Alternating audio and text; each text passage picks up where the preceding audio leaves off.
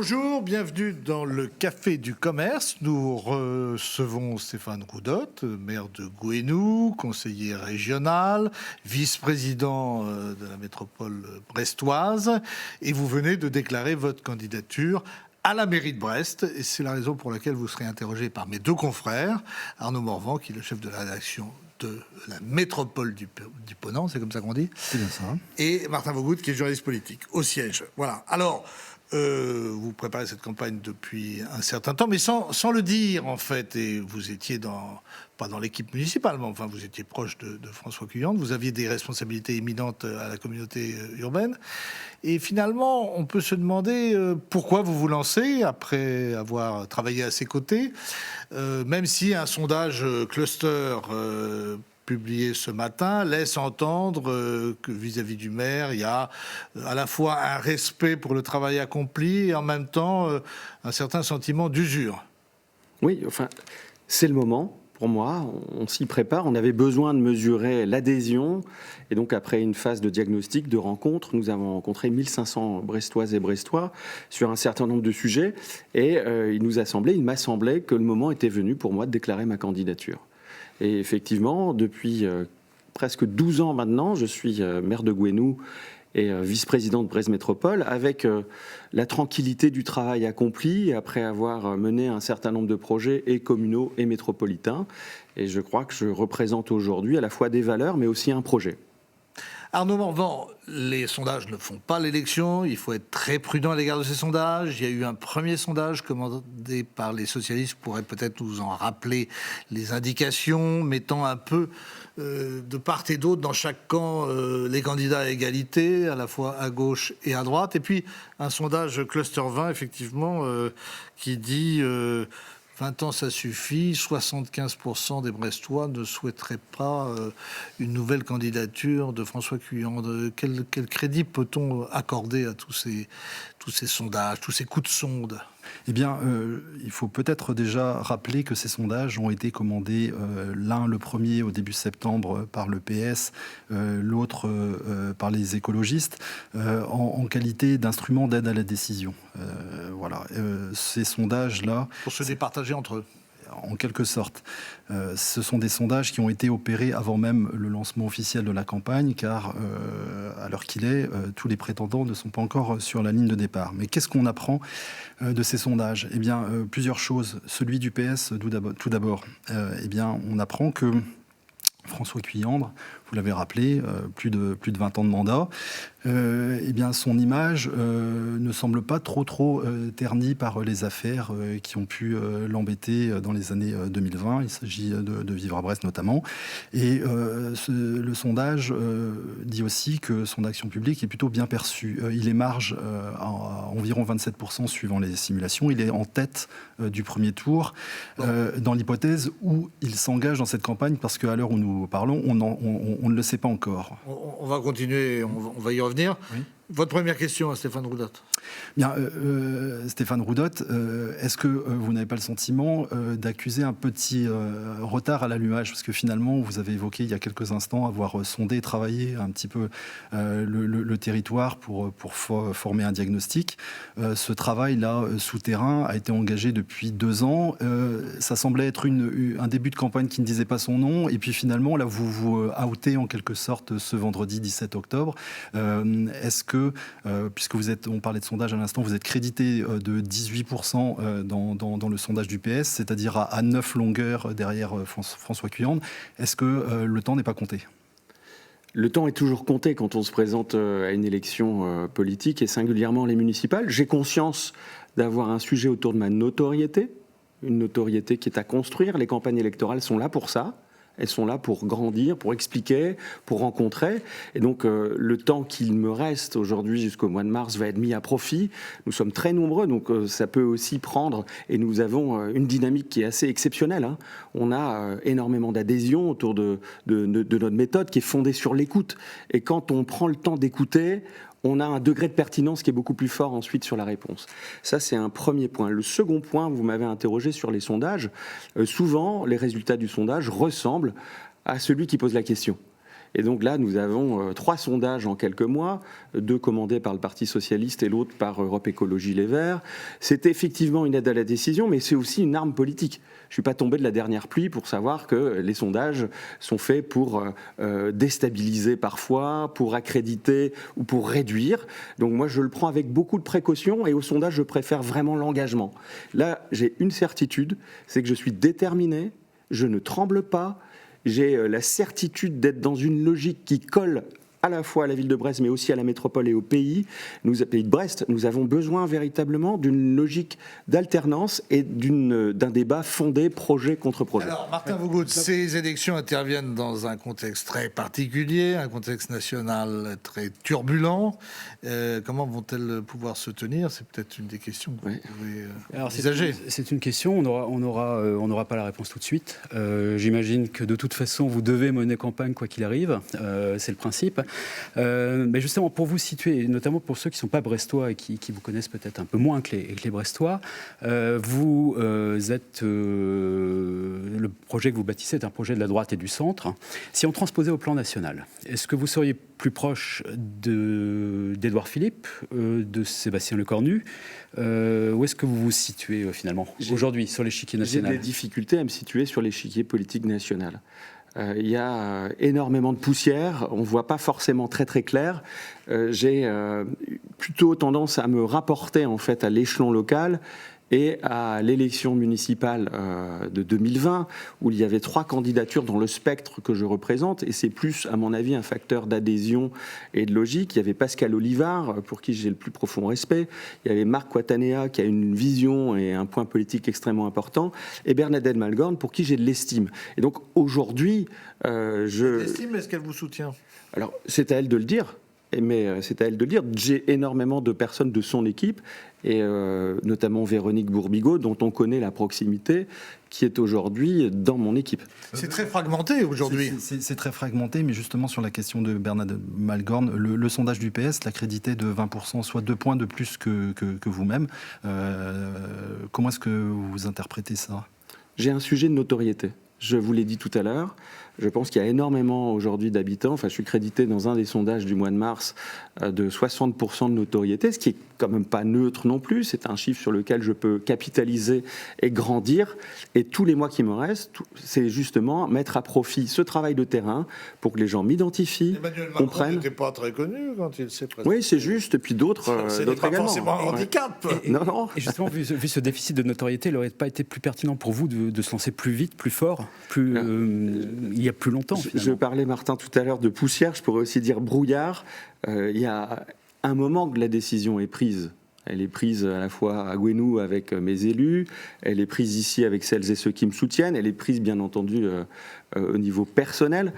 Mais reconnaissons que l'annonce de François Bayrou, du sang et des larmes, 44 milliards d'euros d'économie, ça a généré au niveau national et singulièrement à l'Assemblée, eh bien, plus que des frictions, puisqu'il y a une censure qui a été votée, François Bayrou est parti. Faire campagne et s'annoncer dans un contexte national aussi dur, aussi brinque-ballant, aussi peu porteur pour des élections municipales.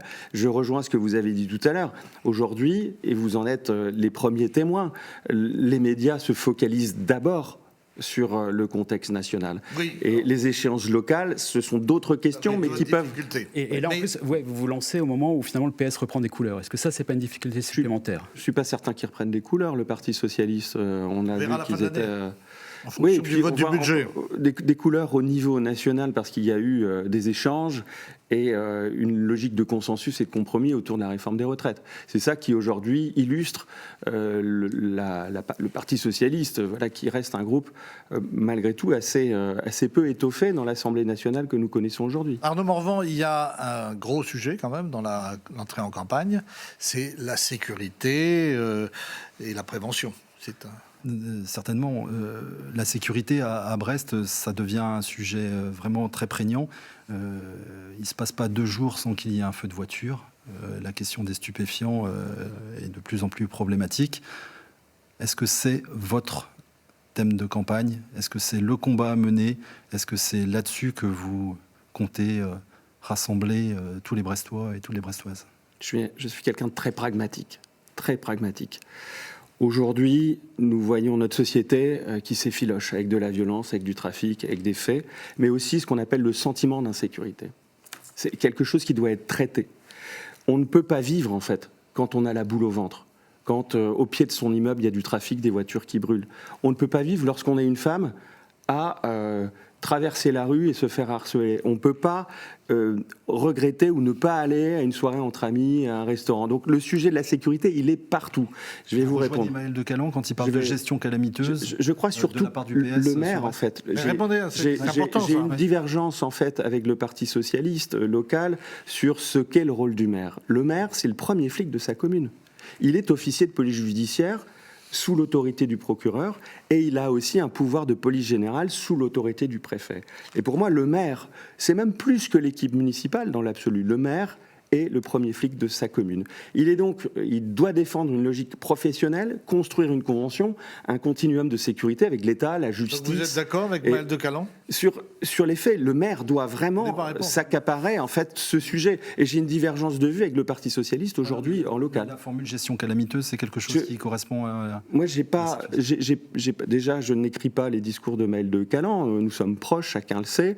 Je pense qu'il y a eu un choix qui a été fait. Brest est aujourd'hui la seule ville de plus de 100 000 habitants à ne pas avoir de police municipale. Moi, je considère que le maire, en tant que premier flic de sa commune, doit avoir une police municipale de 150 agents et un réseau de caméras, des points vidéo, à l'échelle de la ville, sur les lieux de vie, les bâtiments publics, les transports en commun, ce qui existe d'ailleurs déjà en partie à Brest, les lieux où se passe la vie, la nuit, le jour. On a besoin en fait d'avoir ces outils pour que la police municipale, outil du maire, premier flic de sa commune, puisse s'accorder avec la police et la justice. On voit l'insécurité catastrophique à Nantes et à Rennes. Vous trouvez que Brest en prend le chemin ?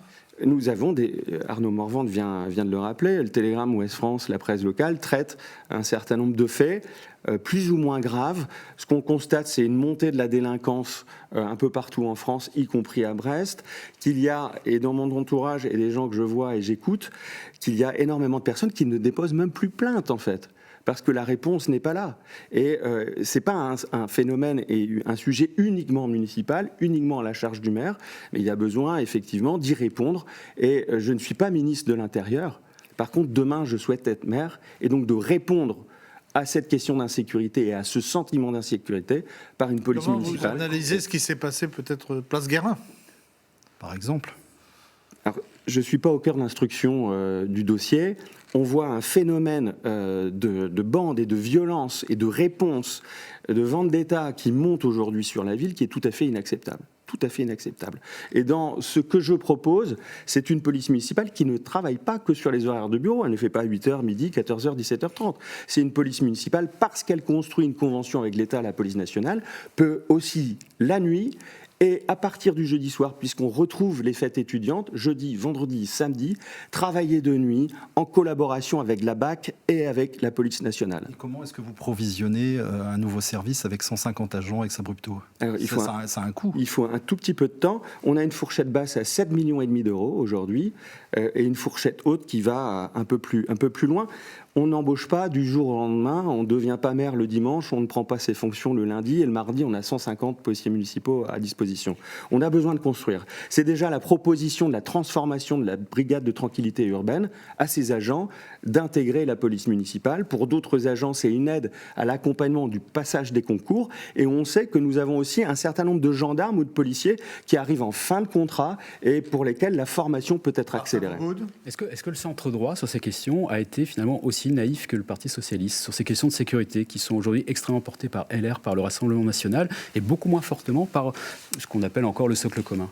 Je crois, Martin, que ça dépend surtout des personnes et ce que le maire veut aujourd'hui incarner. Je prends l'exemple de Bordeaux, qui à l'origine était plutôt défavorable à la police municipale en arrivant aux affaires, Pierre Humric. Aujourd'hui, il propose d'armer une grande partie de sa police municipale alors qu'il est lui-même maire Europe Écologie Les Verts. Je vois aussi qu'à Besançon, et c'est un des sujets que je souhaite défendre, il y a une convention entre la police municipale de Besançon, sauf erreur de ma part, c'est une alliance de gauche qui est à Besançon aujourd'hui, et le maire a signé une convention entre police municipale et les bailleurs sociaux. Vous dites qu'on est Pour un peu que- attardé finalement Je crois que c'est l'appréhension qu'a personnellement le maire de ces questions plus que des étiquettes politiques. On a vu dans le passé des maires qui ont défendu des polices municipales tout en étant de gauche, et des maires de droite le faisaient aussi. Et vous réfutez donc le principe que la sécurité est une affaire régalienne? Alors, c'est une affaire régalienne sur tout ce qui est instruction et judiciaire. Je suis favorable à la réforme qui va être retardée pour donner des pouvoirs judiciaires limités à la police municipale, pour soulager De toute la police façon, nationale. écoutez, quand on va dans les villes du Sud, la police municipale est parfois plus nombreuse que la police nationale. C'est possible, je ne connais pas l'ensemble des cas, mais effectivement, et on voit aussi des polices municipales dans le Sud, notamment sur des villes extrêmement importantes ou des villes qui ont une vocation touristique, on les voit en fait avoir ce qu'on appelle des brigades de nuit, en fait, des personnes qui travaillent la nuit. Parce que la nuit, il y a un sujet. Et tous les faits divers que vous évoquiez tout à l'heure, ou au moins en proportion importante, ont lieu la nuit. Et je crois qu'il y a... 200 véhicules incendiés par an. C'est important, c'est très important. Et je crois, si vous me permettez de rebondir, il y a les faits, mais il y a aussi le sentiment. Quand j'entends un certain nombre de personnes, pas forcément uniquement des élus, expliquer que le sentiment d'insécurité reste un sentiment, mais le sentiment doit être traité. On ne peut pas vivre la boule au ventre, très honnêtement, qui qu'on soit.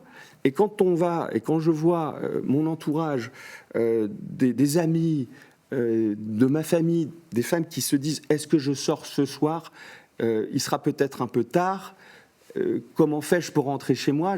En fait, il y a une peur. Et cette peur, elle doit être d'abord traitée par un volet humain. Martin Vaugoud. Oui, pour en revenir à la première question d'Arnaud sur ce sujet, est-ce que ça sera votre sujet numéro 1 de votre campagne? Est-ce que c'est ça, le sujet numéro 1?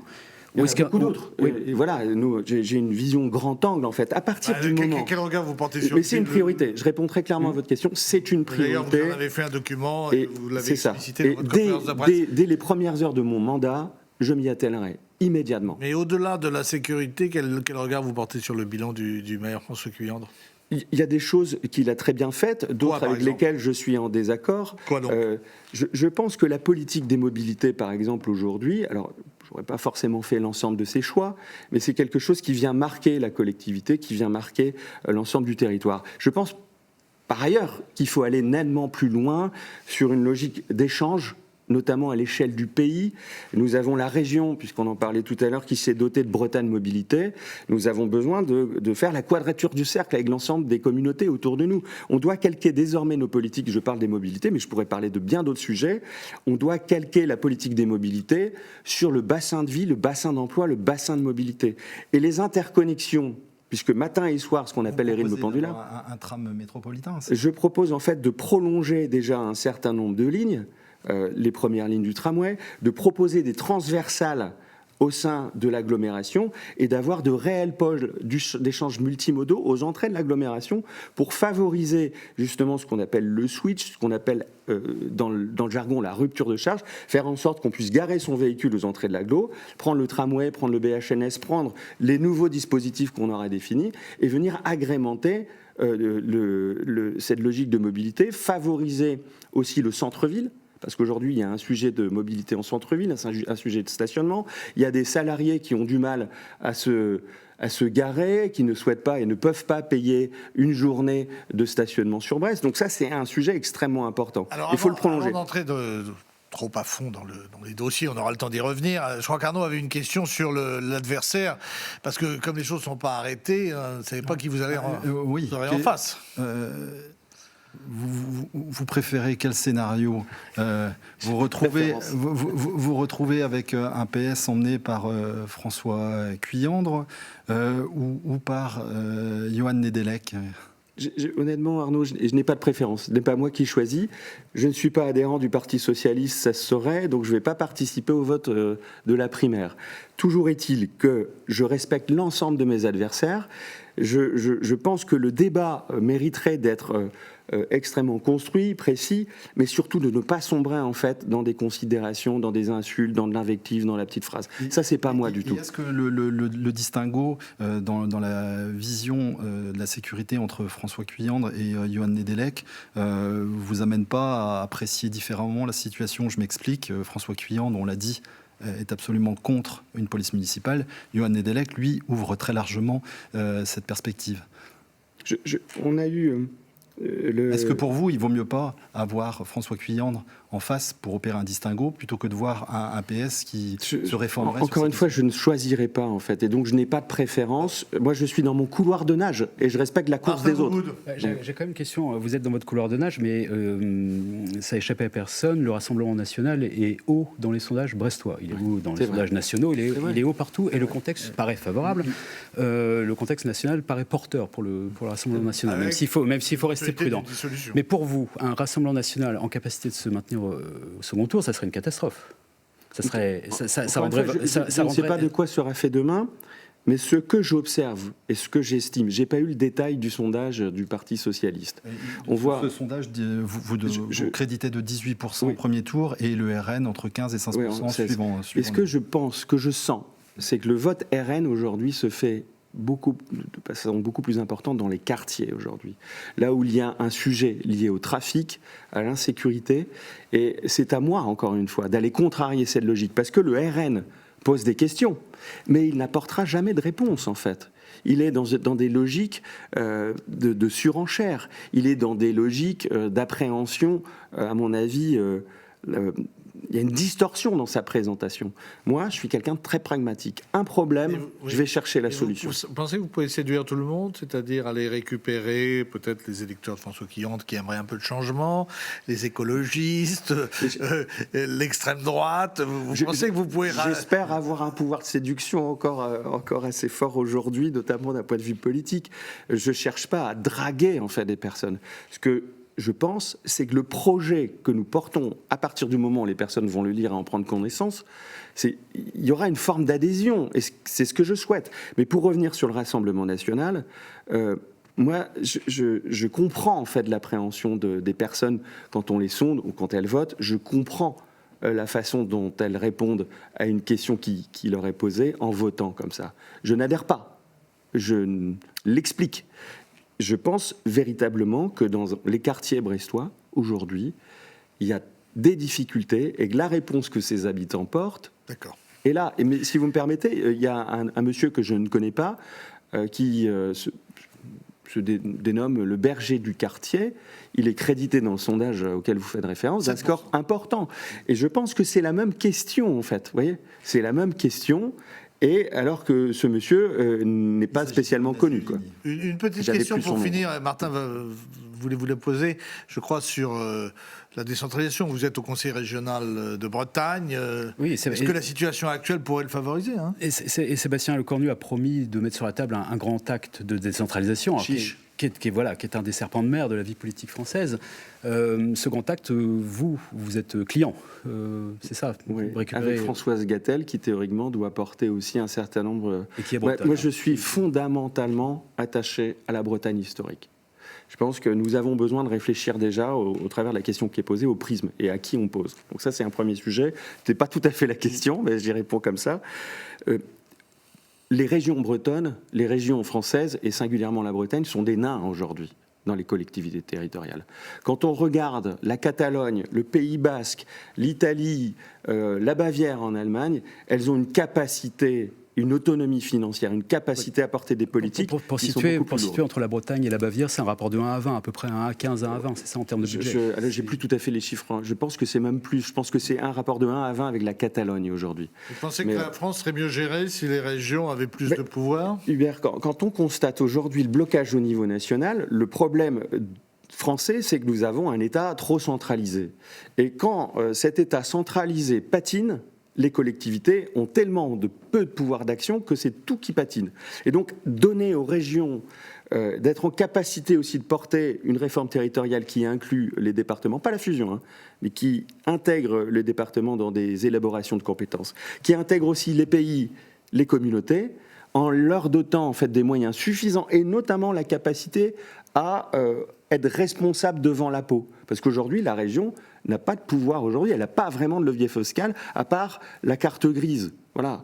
Donc on a, je pense, à donner des moyens d'action à réformer l'État en profondeur, et notamment ses administrations, Oui. pour aller vers un acte de Mais décentralisation c'est un très peu, ambitieux. là on arrive à la fin de l'émission, Très je suis ambitieux. désolé, mais ça a toujours été un peu l'arlésienne, cette décentralisation depuis les lois de fer, corrigées par Raffarin, et puis l'émission se termine, malheureusement, messieurs, désolé, et nous Je pense verrons... que c'est l'élection présidentielle qui tranchera en fait cette réforme Oui, territoriale. parce qu'il vraiment. y a un budget à faire passer entre-temps. En tout cas, on verra quels sont les candidats à la mairie de Brest qui se dévoileront dans les prochains jours. Merci Stéphane Roudot. Merci à vous. Merci Arnaud Morvan, Martin Vaugoud. On se retrouve la semaine prochaine avec un nouvel invité sur TBO et TB Sud. À très vite.